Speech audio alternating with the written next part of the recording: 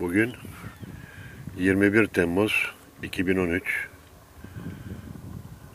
Ramazan olmasına rağmen yine dayanamayıp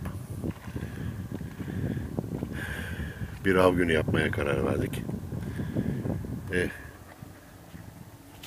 Güzel, bayağı bir mezgit ve zargana avı yaptım. Burası Kumyaka, Mudanya Kumyaka.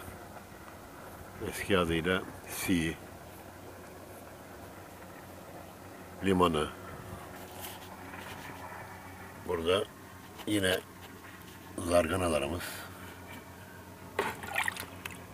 Daha birçoğu canlı duruyor. Etrafta da balık tutan balıkçılarımız.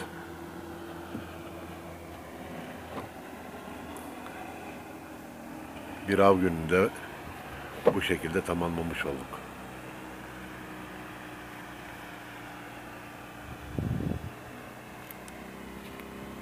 Hepinize bereketli bol avlar dilekleriyle.